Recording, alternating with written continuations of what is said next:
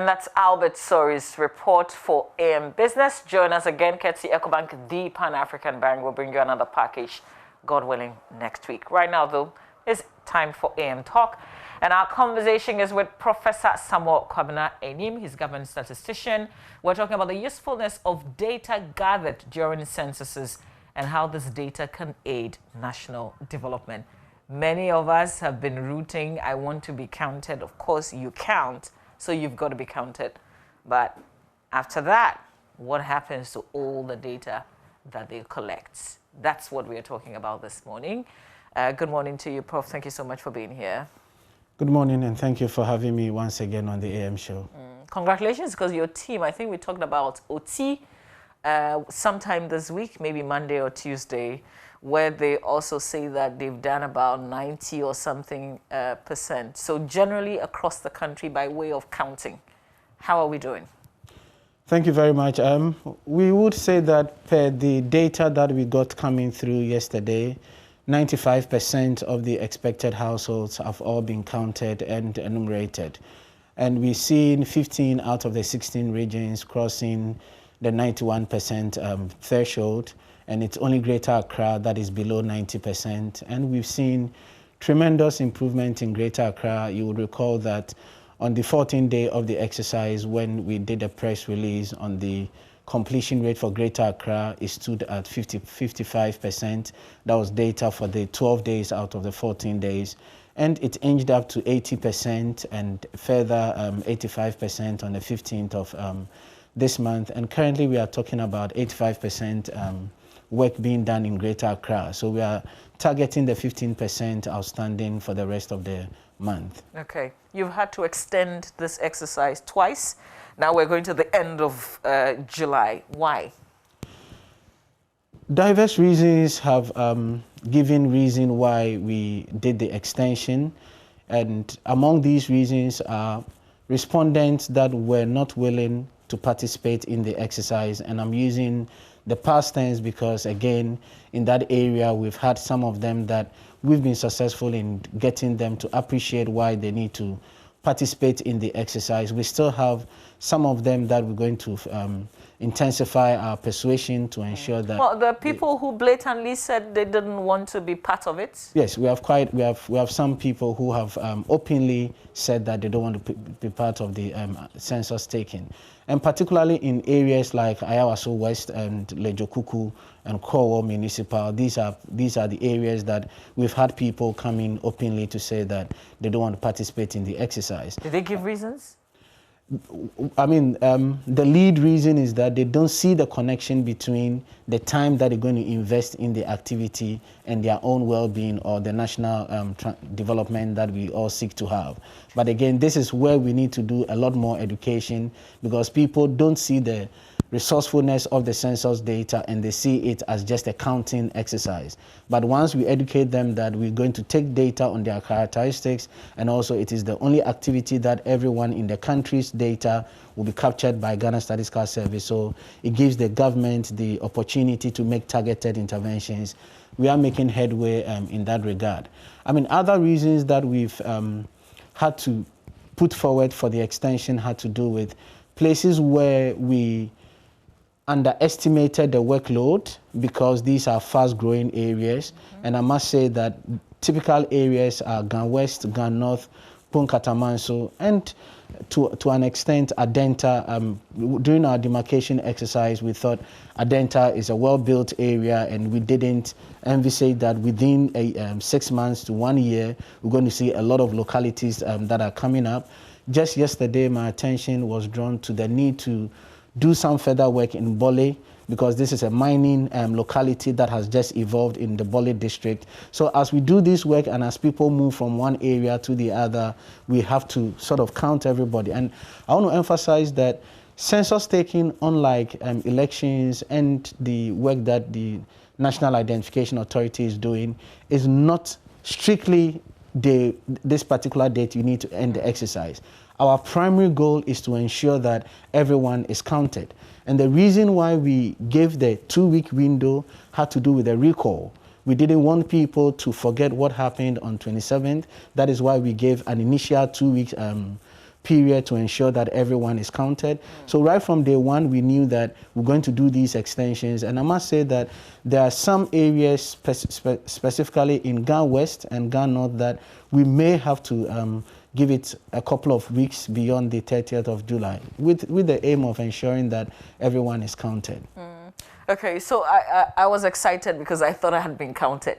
But you explained to me this morning that that was not quite the extended exercise. So kindly explain so that if anybody has had visits from your officials and it's been that brief like I described to you, then they should know that they will come again.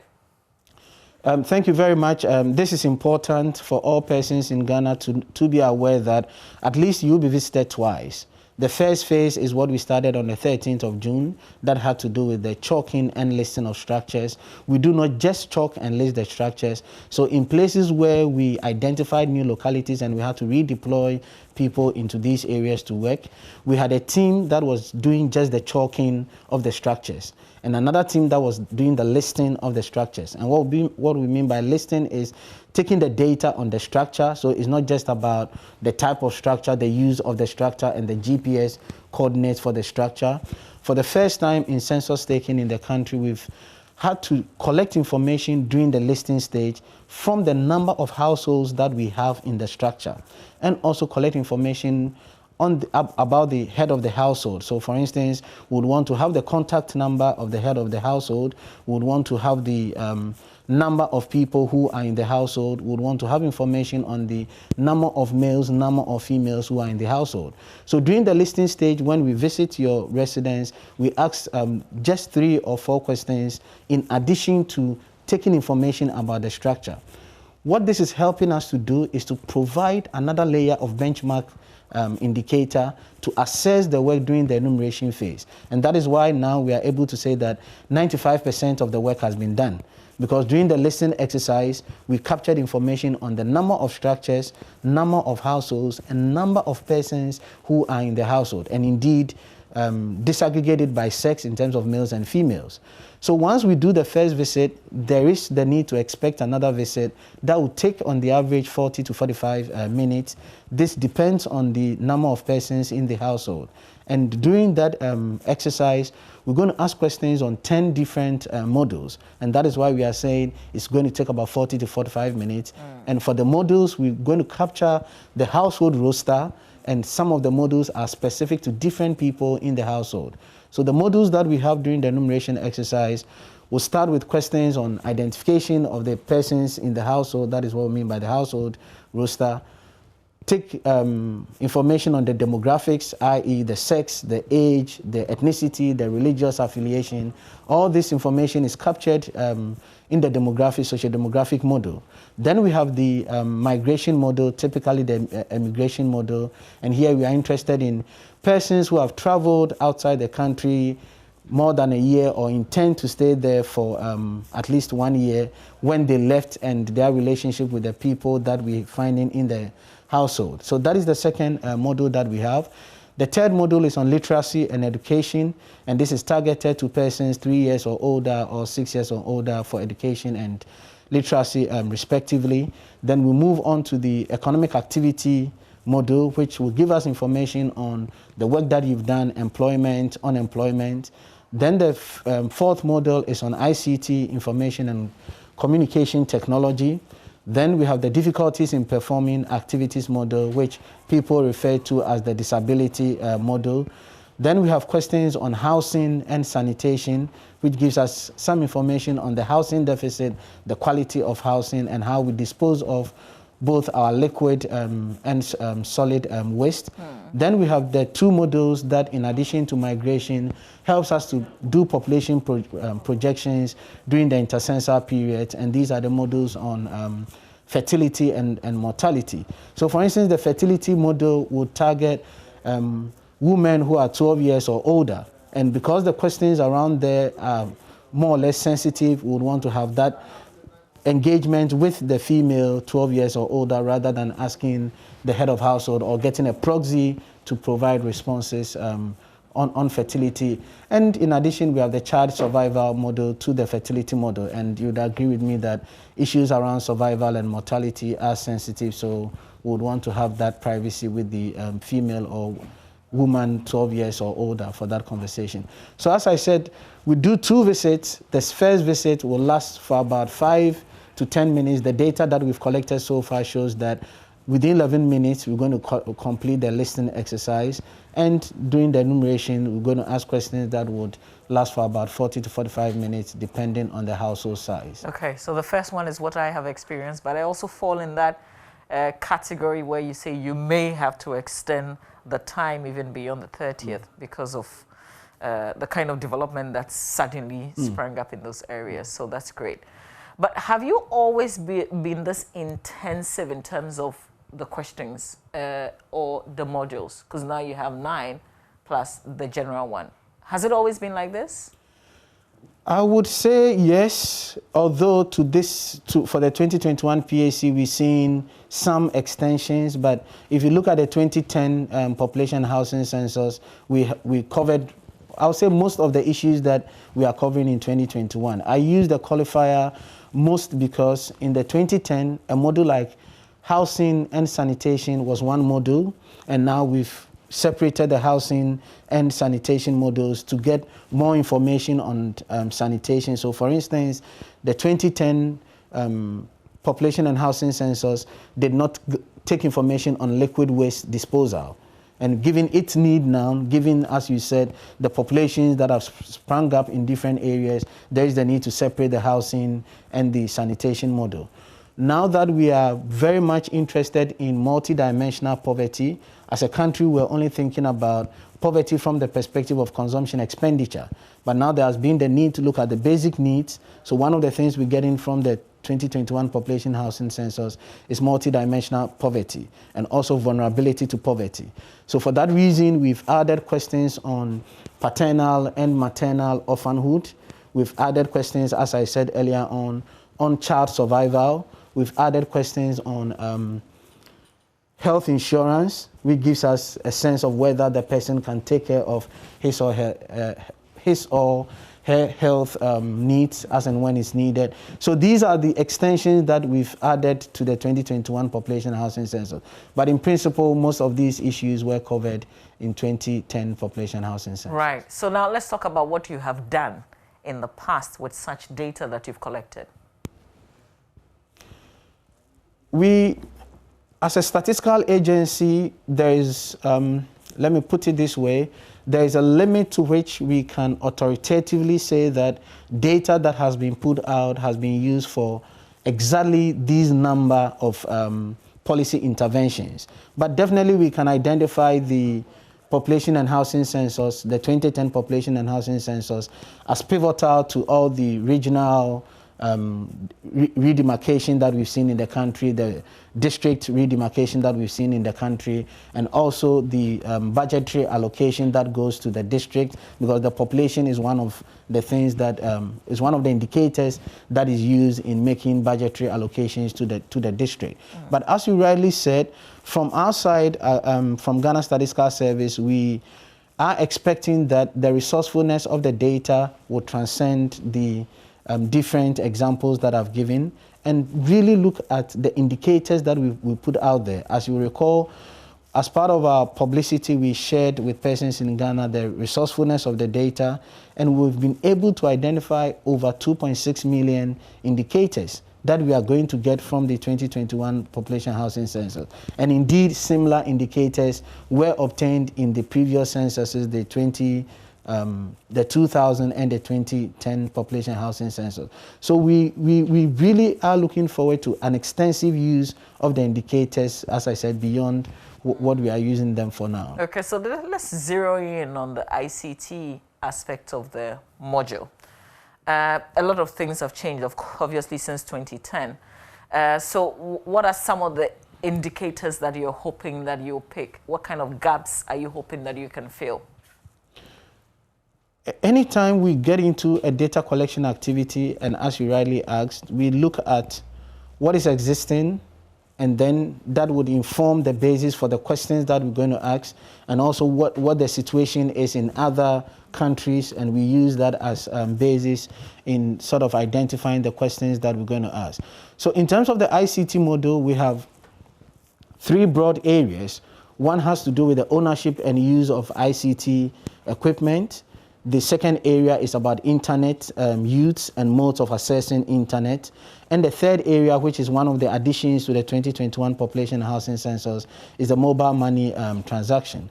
Why we have extended the ICT to cover these areas is the government's quest to digitalize the economy, especially from the financial point of view. And for us with development finance background, we say that money just facilitates the process. It's just for transaction. And when we've identified the need to have a cash-light economy, as we are doing now, it's definitely the way to go. But the key question is, how many people are using internet, for instance, for financial transactions? How many people use their mobile phones beyond the receiving of calls and making of calls?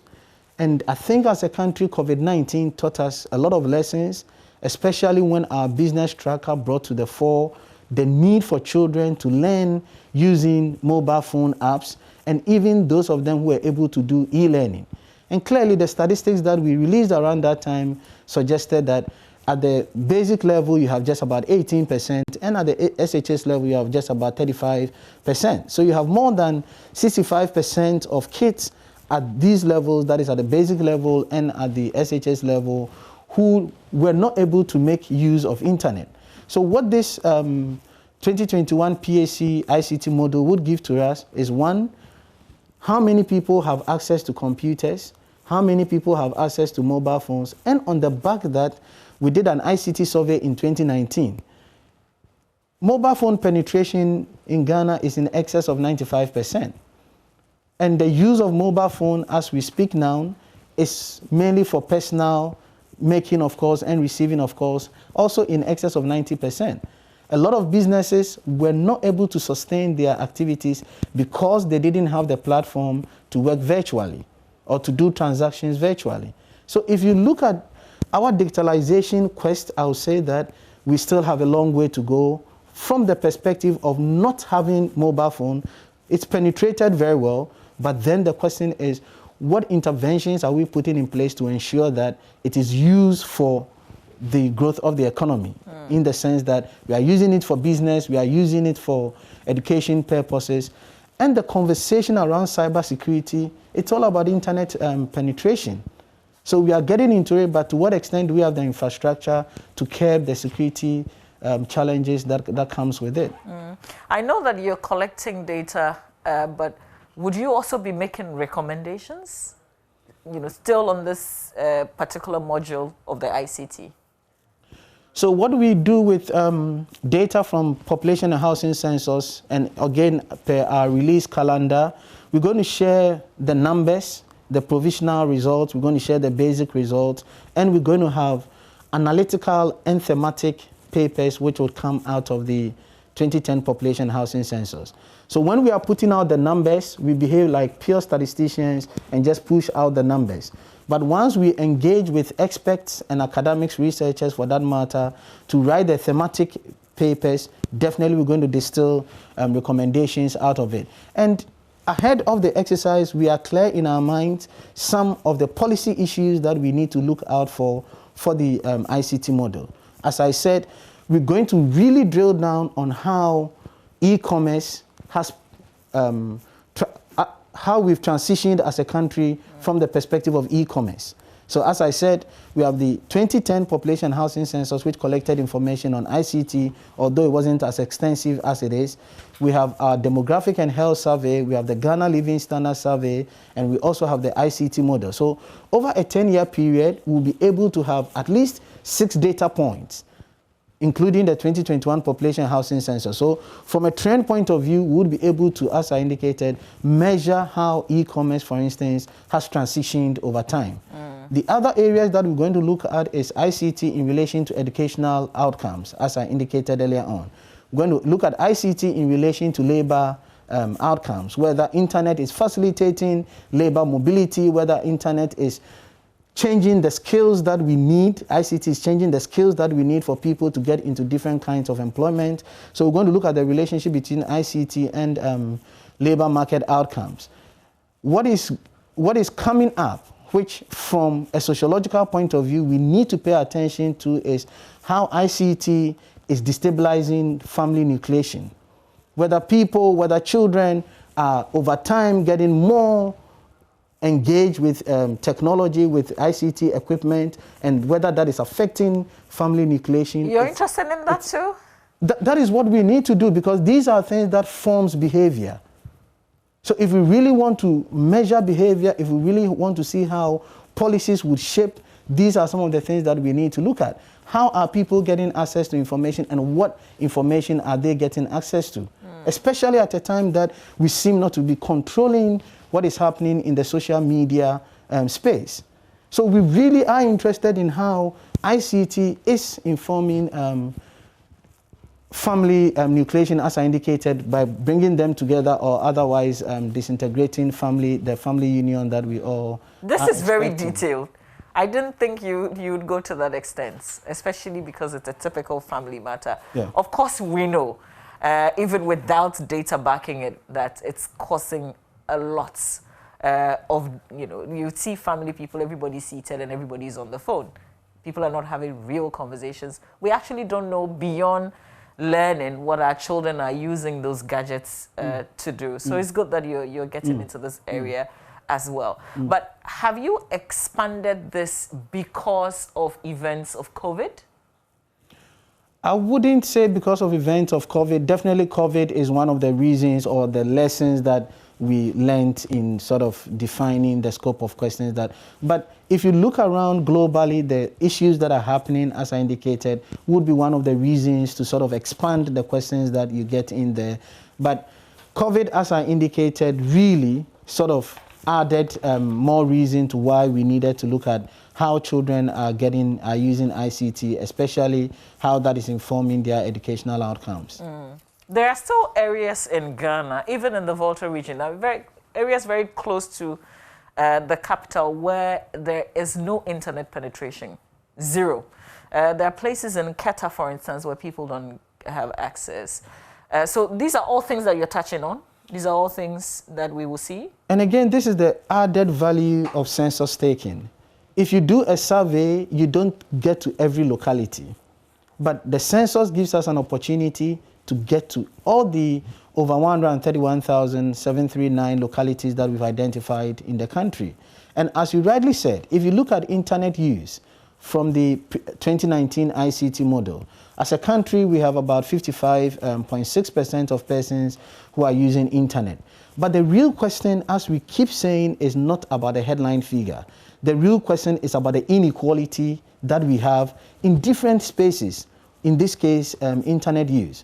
So if you look at internet use, we have Greater Accra leading by about 66.7%, and we have other regions like Western North lagging behind with just about 35.8%. So between Western North and Greater Accra region, we've seen about 30 percentage point difference when it comes to internet use. And with Western North that we are seeing 35.7%, definitely if you drill down, you're going to see higher inequality within Western North. So I'm not surprised that you are saying there are some areas in the Volta region that indeed internet use is zero. And this is what policy has to be thinking about. It's not just about putting out a policy at the national level, but addressing the inequality in the space of internet use, which is critical.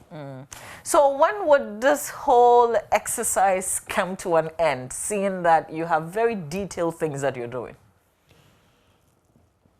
Management of Ghana Statistical Service really is going to handle the resourcefulness of the 2021 Population and Housing Census in a way that is going to last for the next 10 years. The reason why I say that is this is going to be the basis for a number of monitoring that we're going to do. One of them is monitoring the Sustainable Development Goals. So all the 231 indicators that we have from the Sustainable Development Goals, over 30% of the data is going to depend on the Population and Housing Census to monitor progress to 2030. So it's going to give us the baseline data, and then we identify other surveys, other administrative data that will be the basis for measuring our progress. As part of our release calendar, we are tying the Population and Housing Census to the 2063 African Agenda Development.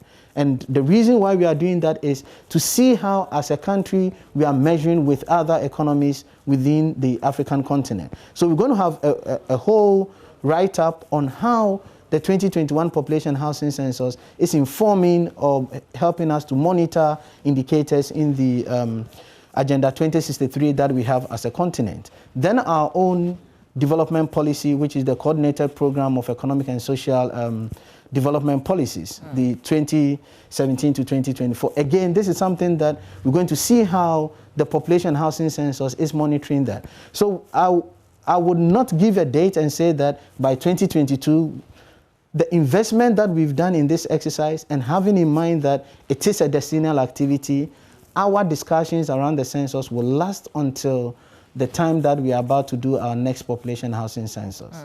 Great. All right, anything that we missed with regards to this particular subject matter that you want to talk about? I would want to bring on board the various ministries, departments, and agencies and request that we continue to engage with them on these indicators that I've just shared. We need to start working closely with the Ministry of Communication and Digitalization. I mean, I'm happy we have a ministry with the name Communication and Digitalization, and clearly points to the fact that as a country, this is where we are headed. We have the National Communication Authority. We have the Ministry of Information. These are agencies that would have to sit around the table before the report that I indicated would be written. And we expect the media houses to help to sustain that conversation around it. So we expect to see a point that Ghana Statistical Service would sit with these agencies, and this is what in other jurisdictions they call it the contextual interviews, to have a conversation on the various policy issues that I talked about, so that it wouldn't be a situation where after the exercise it will be seen as a Ghana Statistical Service activity, but indeed it will be state agencies that are collaborating, that are working together to ensure that the investment that we've put in the census has the needed returns. All right, okay, so Prof, just before we wrap up, you know, there's been stories about your enumerators, people who are going out there to go and collect data. Sometimes we've had to worry about their safety. So give us a brief as to how you're doing with your team. Let me begin by expressing my personal appreciation to all the over 67,000 enumerators that we've put in this exercise. They have really worked tirelessly. They have ensured that Ghana gets this data and gets it right. So I really am appreciative of the effort that they've put in so far. We are aware of the challenges that they are having in the field, i.e. people being hostile, being bitten by snakes and having dog bites as well, and those who have also been involved in either a motor accident or or another form of accident. All these things management are aware, and we are taking steps to ensure that their safety is a priority for us. And that is why we've taken the keen interest in continuous education of the public on why we need to be cooperative with the field officers for them to carry out the activities. Those that we've redeployed, we've assuring them that their work, their effort, their additional work would not be in vain. We've given out contracts to them indicating that whatever work they are doing, we're going to remunerate them for that purpose to ensure that, as I indicated, we get the right data. I would want to conclude by saying that because this is a fully digital census, and as you could see, we are sharing with you the numbers that we have, and again, we are looking at the quality of the data. So we are following up with physical visits to some houses that we've enumerated already. We have entreated our call center to follow up with outbound calls to ensure that we cross-check the data that we are receiving.